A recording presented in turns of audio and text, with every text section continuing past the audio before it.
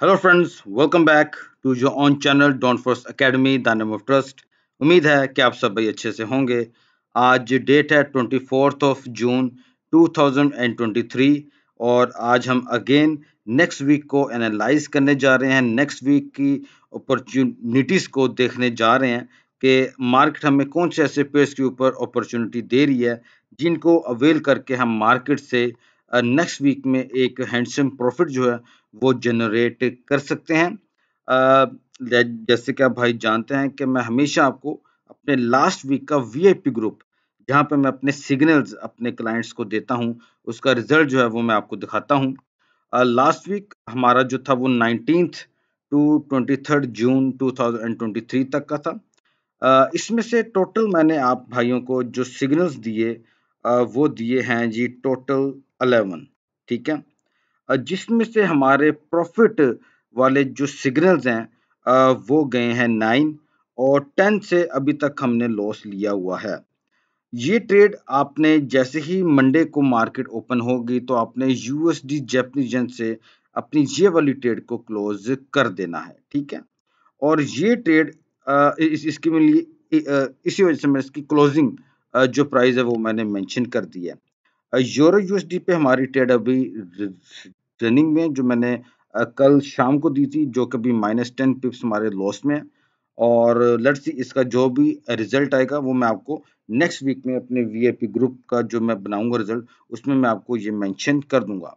Total हमने जो last week में जो नेट पिप्स गेन हैं किए वो 634 पिप्स हमने नेट गेन किए हैं।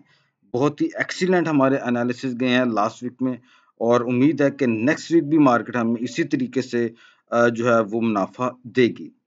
तो आइए हम अपने चार्ट पे जाते हैं। एनालिसिस करने से पहले मैं एक बात वाज़ेह करता जाऊँ। बहुत से भाई हैं जो कहते हैं कि जी आपने फलां पेयर के ऊपर अपना एनालिसिस नहीं दिया, फलां पे नहीं दिया। मेरे भाई वेरी सिंपल, मैं आपको जस्ट उन्हीं पेयर्स के ऊपर अपना ओवरव्यू, अपना एनालिसिस यानी कि जो कि मैं एजुकेशनल बेस्ड बोलता हूँ, सिर्फ देता हूँ जिसकी मुझे खुद समझ आ रही हो। मैं अगलों की तरह नहीं हूँ, मैं बहुत से यूट्यूब चैनल्स देख चुका हूँ जो कि धड़ाधड़ बस अन्नेवाह जो है ना वो एनालिसिस देने लगे होते हैं। तो इस तरीके से मैं काम नहीं करता, एक लॉजिक मुझे समझ आती है तो ही मैं उस पर्टिकुलर पेयर के ऊपर अपना एनालिसिस जो है वो देता हूँ। अ, ये एक हमारा वीक ऐसा जाने वाला है जिसमें मैं डॉलर कंसेंट इंडेक्स के ऊपर अपना एनालिसिस नहीं दे रहा। उसकी एक वजह है, उसकी वजूहात ये हैं कि डॉलर करेंसी इंडेक्स बहुत ज़्यादा जो है वो कॉम्प्लिकेटेड बनता चला जा रहा है फॉर मी। मैं आपकी बात नहीं कर रहा, मेरे लिए कॉम्प्लिकेटेड इस वे में नहीं है कि हम उसको एनालाइज नहीं कर सकते, ऐसा मसला नहीं है। लेकिन वो बाय भी बता रहा है और वो सेल भी बता रहा है। ठीक है। तो लिहाजा मैंने उसको बताना मुनासिब नहीं समझा, क्योंकि ऐसे हम डबल माइंडेड हो जाते हैं और हम फिर एक अच्छी ट्रेड्स को भी मिस कर जाते हैं, यही सोचकर या क्या पता डिक्सी ऊपर ना चला जाए, क्या पता डिक्सी डाउन ना आ जाए। तो लिहाजा अ, इस वीक में मैं उसको आप भाइयों से जरा दूर रख रहा हूँ। ठीक है। फिर एक भाई का क्वेश्चन था कि आपने फॉर एग्जांपल एक पेयर के ऊपर आपने बाय दी थी और मार्केट तो वो सेल में आ गई। तो वेरी सिंपल मेरे भाई, देखें, मैं आपको वीकली एनालिसिस देता हूँ। ठीक है। अगर तो उस मुताबिक मार्केट चल जाए जिस पेयर के ऊपर आपको उसके ऊपर फिर ट्रेड करनी चाहिए। आपको मालूम है कि वीक में 5 वर्किंग डेज आते हैं फॉरेक्स ट्रेडिंग के। ठीक है। अब उसके अंदर हमारे सामने फंडामेंटल इफेक्ट्स भी आते हैं। तो ज़ाहिर-सी बात है कि अगर मार्केट मूव कर रही है और अब वो अगेंस्ट आ रही है आपके, क्योंकि फंडामेंटल इफेक्ट्स भी मार्केट में आते हैं। मैं आपको तो अपना चार्ट एनालिसिस बता रहा हूँ। ठीक है। फंडामेंटल इफेक्ट्स तो अभी आने हैं।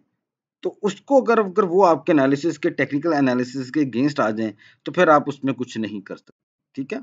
चलिए, अभी हमारे सामने गोल्ड का चार्ट ओपन है और हमने देखा कि गोल्ड इस ज़ोन में, ठीक है, तकरीबन 1 मंथ गोल्ड ने इसी ज़ोन के अंदर अपना गुज़ार दिया। फाइनली गोल्ड ने अपना ये जो सपोर्ट थी उसको स्ट्रांगली ब्रेकआउट किया। मार्केट अब रीटेस्ट करने गई और यहाँ से हमें रिजेक्शन देखने को मिली है। पॉसिबिलिटी है कि गोल्ड की मार्केट आपको फर्दर जो है वो अब डाउन साइड में देखने को मिल सकती है। पहला आपका जो टारगेट है वो 1875 होना चाहिए एंड देन 1815 होना चाहिए। लेकिन मैं कहूँगा कि मार्केट अगर आपको इस ज़ोन में मिल जाती है, ये एक ज़ोन ऐसा है कि यहाँ पे गैप गोल्ड का मौजूद है, ठीक है? और मुझे लगता है कि गोल्ड जहाँ तक फॉलिंग की तरफ जा सकता है। एक तो मैंने आपको वजूहात बताई है कि मार्केट अपनी सपोर्ट को ब्रेक करके डाउन आई, फिर उसको रीटेस्ट किया, अगेन मार्केट पे जो है वो फॉलिंग में आई है। अगर तो मंडे की कैंडल आपको इसकी बेरिश की मिलती है, तो मेरे ख्याल में आप इसके ऊपर सेल की अपॉर्चुनिटी को ही अवेल करें। अगर बाय की कैंडल मिलती है, तो मेरे ख्याल में आप इसको ज़रा थोड़ा-सा वॉच करें कि गोल्ड आपको अपनी नेक्स्ट मूव क्या दिखाता है, ठीक है? सेकंड आपको वजूहात मैंने बताई है कि हमारे सामने 1870 पे हमारे पास एक गैप मौजूद है। लेकिन हम 1875 पर ही अपने आप को आउट मार्केट से कर देंगे। ठीक हो गया? सो लिहाजा आपने डॉलर करेंसी इंडेक्स को आप इस तरीके से देखने के आपने देखा होगा कि last week dollar currency index भी फॉल किया और गोल्ड भी उसके साथ फॉल करता चला गया। ठीक है? अ, और इसके अलावा और भी कुछ पेयर्स थे जैसे कि यूएसडी जैपनीज़ वो बहुत ज़्यादा बाय में गया। ठीक है?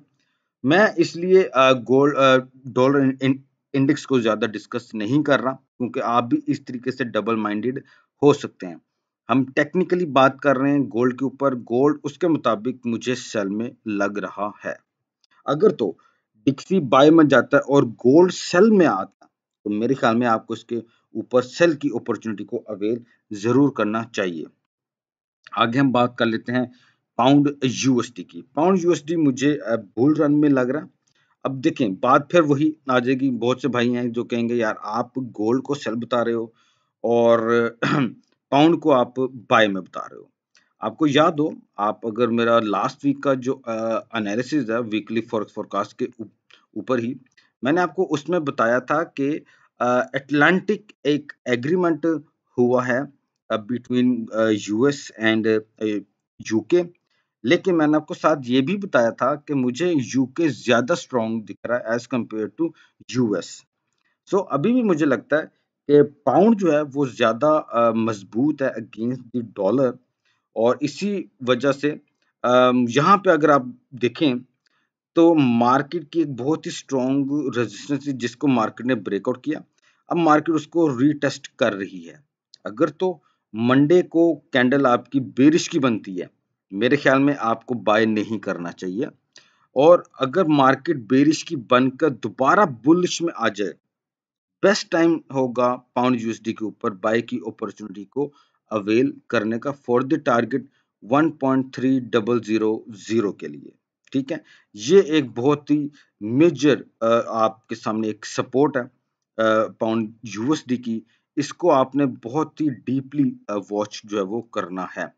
अगर तो मार्केट यहाँ से आपको बाय की कैंडल देती है, तो आप इसके ऊपर बाय की अपॉर्चुनिटी को अवेल करें और स्टॉप लॉस जो मंडे का लो लगा होगा यानी कि बाय की कैंडल बन रही है, तो आप बाय कर लें और जो मंडे का लो है आप वो ही अपना स्टॉप लॉस लगा दें। Simple that's it. अगर मार्केट अपना ट्रेंड वाकई डाउन ट्रेंड का रखेगी, तो आप एक वेरी स्मॉल स्टॉप लॉस के साथ मार्केट से आउट हो जाएँगे और मार्केट अगर आपके फेवर में चल पड़ी, तो ये टारगेट आपका हिट हो सकता है, ठीक है? जो कि 284 पिप्स आपके बन जाएँगे। आगे हम बात कर लेते हैं यूएसडी जापानीज येन की। मैं इसके ऊपर स्टिल बाइंग में ही हूँ। मैं अभी इससे शायद आउट ना हूँ, लेकिन मैंने अभी आपके सामने बताया है कि आप मंडे वाले दिन ही इससे अपनी ट्रेड को क्लोज करके आउट हो जाएँ। मैं भी आउट हो जाऊँगा, लेकिन अगर मंडे की कैंडल दोबारा बाय की बनी, तो मैं इसके अंदर दोबारा से अपनी बाय की एंट्री लूँगा। टारगेट मेरा 145.50 स्टिल अभी तक वैलिड है। आगे बात कर लेते हैं हम यूएसडी सीएचएफ की। यूएसडी सीएचएफ को आप देखें पहले मैं इसको ज़रा H4 पे देखूँ। फाइन ठीक है, हम इसको D1 पे देखेंगे। ओके, आप इसको देखें तो मार्केट बहुत ही यानी कि ज़िगज़ैग रही है, यानी कि bullish bearish bullish bearish bullish bullish bearish bullish bullish, यानी कि मार्केट में अपने जिग जैग बहुत ज्यादा इसके अंदर दिखाई है। ये एक आपके सामने एक मेजर कह लें कि सप्लाई जोन है यूएसडी सीएचएफ का ऑन D1 टाइम फ्रेम। यहाँ पे मार्केट ने अपनी रिजेक्शन जो है वो की है, बल्कि 3 मर्तबा की है। लेकिन मार्केट बहुत ज़्यादा जो है वो नीचे नहीं आई। अगर मंडे की कैंडल आपको इसके ऊपर बेरिश की मिलती है, मेरे ख्याल में आपको इसके ऊपर सेल की अपॉर्चुनिटी को अवेल करना चाहिए फॉर द टारगेट 0.8845 के लिए। आपको मैं इसका एक और तरीक़ेकार भी बता दूँ ट्रेड करने का। मंडे की कैंडल अगर बेरिश की बनती है तो आप इसके ऊपर सेल की ट्रेड को एक्टिव करें, ठीक है? और आपका जो भी रीज़नेबल प्रॉफिट है, वो आप लेके मार्केट से आउट हो जाएँ। Now come to the Tuesday. अगर ट्यूसडे को आपको इसकी कैंडल बाय की मिलती है तो आपने बाय नहीं करना, ठीक है? ना ही आपने सेल करना है, ठीक है?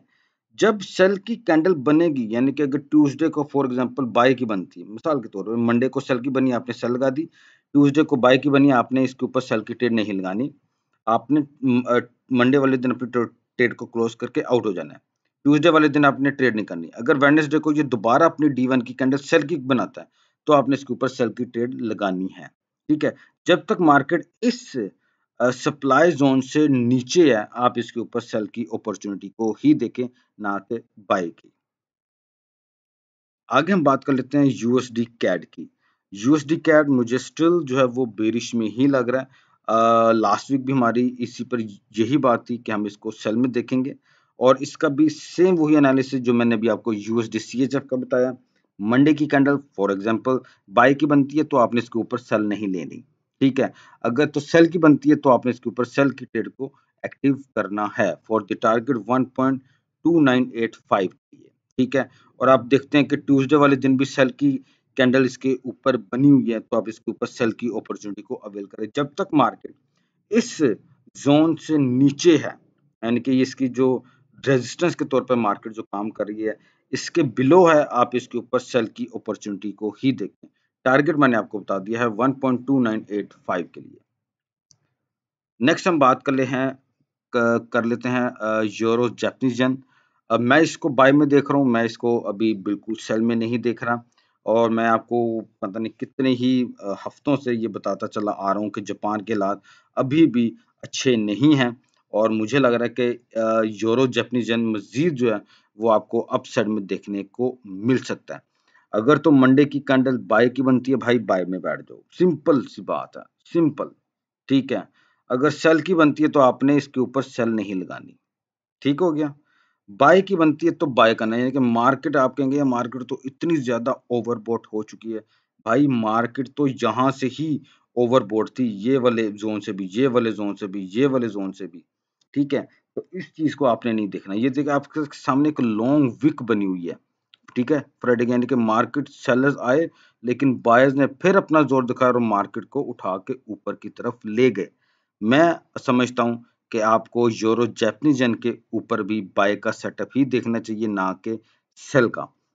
बाय की कैंडल बने, बाय में बैठ जाओ, सिंपल वही मेरे। आगे बात कर लेते हैं कैड जापानीज़ येन। सेम वही एनालिसिस जो मैंने आपको यूरो जापानीज़ येन का बताया। मैं इसको बाय में ही देख रहा हूँ, मैं इसको सेल में नहीं देख रहा। अभी भी मुझे लगता है कि इसकी मार्केट जो है वो अपसाइड में आपको देखने को मिल सकती है, और अ, ये वाला एक ज़ोन आ रहा है 110.00, अभी मार्केट है 108.9, यानी कि 109 पे कर लें, यानी कि 100 पिप्स और आपके सामने मौजूद हैं, और ये मार्केट इससे भी ऊपर जा सकती है। मंडे की कैंडल बाय की हो, बाय में बैठे, दैट्स इट। और मंडे का जो लो लगा होगा, जो भी, वो आपने अपना स्टॉप लॉस रखना है, सिंपल। यही एनालिसिस सीएचएफ जापानीज़ येन पे भी है, कोई इसमें मैं आपको नई चीज़ नहीं बता रहा। मार्केट कहाँ से कहाँ पहुँच पहुँच गई है, और मुझे लग रहा है कि अभी भी इसकी मार्केट मुसलसल आपको बाय में ही देखने को मिलेगी। ये मुझे भी नहीं लग रहा कि मार्केट इसकी फॉल करेगी। मंडे को कैंडल बाय की बने, बाय में बैठ जाएँ, दैट्स इट। कोई और इसके अंदर अब मैं इस आप खुद देखिए कि मार्केट कहाँ पर जा चुकी है। अब मैं इसके ऊपर काट-छाँट क्या करूँगा? क्या मैं आपको इसमें एनालिसिस बताऊँ? सिंपल रॉकेट साइंस है। जापान के हालात मुझे नहीं ठीक लग रहे अभी भी। उन्होंने अपना इंटरेस्ट रेट नहीं बढ़ाया, जिसकी वजह से इतना ज़्यादा वहाँ पे ये प्रॉब्लम आ रही है कि करेंसीज़ की वैल्यू जो है वहाँ पे वो बहुत ज़्यादा इंक्रीज़ हो चुकी हुई है। ठीक है? तो जब तक ये मामला तो रहेंगे, मेरे ख्याल में CHF जापानीज येन आपको मुसलसल जो है वो बाय में देखने को मिलता रहेगा। पाउंड जापानीज येन मैं यानी यार दोबारा फिर वही बातें हैं कि मैं इसके ऊपर कोई वो एक जिसको कहते हैं ना कि जी बहुत ज़्यादा आपको मैं इसके ऊपर अब कहानियाँ सुनाऊँ, तो वो वाला सीन तो मेरा नहीं है मेरे भाई, ठीक है? सिंपल एनालिसिस है और मैंने आपको बता दिया हुआ है कि मार्केट बाय में आती है तो आप इसके ऊपर बाय की ही अपॉर्च्युनिटी को अवेल करें। मैंने बहुत से एनालिसिस देखे लास्ट 2-3 वीक से देख रहा हूँ, जो बहुत अपने आप को कहते हैं कि हम बहुत अच्छे अ यानी कि मार्केट को एनालाइज़ करना जानते हैं। मैं उनके अगेंस्ट नहीं बोल रहा हूँ, लेकिन वो सारे के सारे सेल का बताने लगे हुए थे। पाउंड, जापानीज़ येन, यूरो जापानीज़ येन, फलाना हो गया जी, बस जब मार्केट गई नीचे, मार्केट ने हल्का-सा मुँह डाउन में क्या किया, उन्होंने कहा जी लो जी, जापान स्ट्रॉन्ग हो गया, फलाना हो गया, फलाना हो गया। मार्केट आपके सामने ही है। पाउंड, जापानीज़ येन भी मुझे बाय में ही लग रहा है। आगे बात कर लेते हैं ऑस्ट्रेलियन डॉलर, जापानीज़ येन मार्केट अपनी सपोर्ट पे है। मार्केट अप गई थी, फॉल हुई है मार्केट, फिर अप गई, फिर मार्केट फॉल हुई है। अब यहाँ पे क्या है? यहाँ पे मेरे भाई सिंपल है, मंडे की कैंडल बहुत अहमियत की हामिल है। रिजेक्शन यहाँ पे आपकी हो चुकी है। मतलब अगर मार्केट अपना बुल रन लेती है, तो नेक्स्ट टारगेट आपका 98.40 है। ठीक है? जो मेरे नज़दीक कोई मुश्किल काम नहीं होगा ऑस्ट्रेलिया के लिए against the Japanese yen. Better ये रहेगा इसके ऊपर बाय का सेटअप ही देखें ना कि सेल का। अगला पेयर और आपका last pair for the next week again New Zealand Japanese yen. I am still bullish on it. मैं और बाकी बहुत से पेयर्स हैं। मैं किसी को जो है वो आपको नहीं बता रहा। जिनकी मुझे समझ आ रही है, जिनको हम ट्रेड करके प्रॉफिट नेक्स्ट वीक में अवेल कर सकते हैं, वो मैंने पेयर्स आपको बता दिए हैं। सिंपल है। कोई इसमें रॉकेट साइंस नहीं है, कुछ ही इधर-उधर मत देखें। लोग पाउंड CHF को देखना स्टार्ट कर देंगे, यूरो कैड को, यूरो ऑस्ट्रेलियन डॉलर को, यूरो पाउंड को, पता नहीं कौन-कौन से पेयर्स लोग देख रहे होंगे, यूरो USD को भी इवन। मैंने वो आपको नहीं बताया, जबकि मैंने आपको पाउंड USD बता दिया, यूरो USD नहीं बताया क्योंकि भाई वो मुझे अभी समझ में नहीं आ रहा। क्या पता नेक्स्ट वीक मंडे को या ट्यूसडे को या वेडनेसडे को मुझे उसके ऊपर कोई अच्छी ट्रेड मिल जाए, मैं आपको उसका जो सिग्नल है अपने VIP ग्रुप में दे दूँ, ठीक है? तो ये डिपेंड करता है कि मार्केट आपको क्या चीज़ बता रही है। अभी के लिए वीकली फॉरेक्स फोरकास्ट जो मैं बना रहा हूँ, उसके लिए मुझे यूरो USD समझ में नहीं आ रहा। मैं एवें ही आपको कुछ ना कुछ कहानी उसकी बता दूँ, ऐसा नहीं करना होगा। यूरो पाउंड हो गया, मुझे भी अभी उसकी समझ नहीं आ रही क्योंकि अब अभी वो टाइम नहीं है। क्या पता मंडे या ट्यूसडे को मुझे उसके ऊपर बहुत अच्छा सेटअप जो है वो मिल जाए। ठीक है? ये डिपेंड करता है मार्केट पे। सो लिहाज़ा ये टोटल मैंने आपको 11 एनालिसिस बताए हैं। तो आप भाइयों से अगेन मेरी रिक्वेस्ट है कि अपना ओन एनालिसिस भी लाज़मी करें। आपको लगता है कि मैं अगर आपको ठीक बता रहा हूँ, आपको मेरे से बेनिफिट हासिल हो रहा है, देन ज़रूर आप उस पर्टिकुलर पेयर के ऊपर अपनी ट्रेड को एक्टिव करें और मार्केट से एक हैंडसम प्रॉफिट जो है वो गेन करें। ठीक है?